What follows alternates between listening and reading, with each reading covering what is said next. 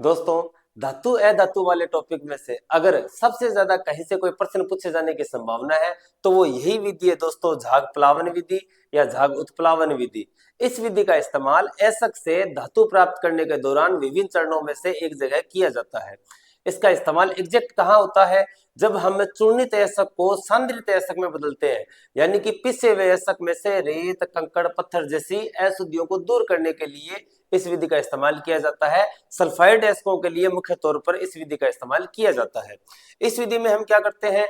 पिसे हुए ऐसक को जल में डालते हैं, जल में डालकर निलंबन तैयार करते हैं, निलंबन तैयार करके उसमें इस तरह के विभिन्न पदार्थ मिलाते हैं और उसके बाद इसको मथा जाता है। मंथने से झाग पैदा होते हैं, झाग में ऐसक के कण आ जाते हैं और झाग को अलग कर लिया जाता है और वहां से सांद्रित ऐसक प्राप्त कर लिया जाता है।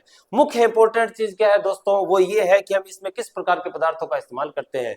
झाग कारक, यानी जो झाग बनाते हैं, यानी कि जो झाग बनाते हैं, झाग बनाने के लिए हम किसका इस्तेमाल करेंगे? हम दोस्तों नीलगिरी के तेल का, चीड़ के तेल का और वसी अमल का इस्तेमाल करते हैं। किसका इस्तेमाल करते हैं? वसी अमल का।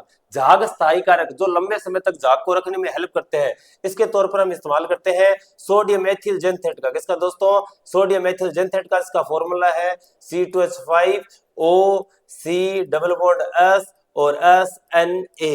ठीक है। पलवन कारक, यानी कि जो कि ऐसक को तैरने में सहायता प्रदान करते हैं, इसके तौर पर हम इस्तेमाल करते हैं एनिलीन का और क्रिसोल का। किसका? एनिलीन का और क्रिसोल का। सक्रिय कारक के तौर पर, यानी कि जो तैरने की क्षमता में वृद्धि करे, इसके तौर पर हम इस्तेमाल करते हैं दोस्तों कॉपर सल्फेट का। किसका? कॉपर सल्फेट का। इसके अलावा यहाँ एक अवनमक भी होता है जिसको मिलाने से वो कुछ अशुद्धियों को जाने से रोकता है और ऐसक को जाने के लिए अलाउ करता है।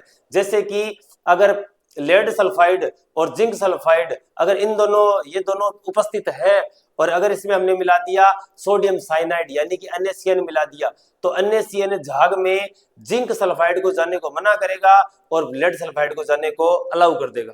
ये काफी इंपॉर्टेंट चीज है दोस्तों, यहाँ से क्वेश्चन आएगा ही आएगा। आपको ऐसी जानकारी के लिए चैनल को सब्सक्राइब कीजिए। धन्यवाद।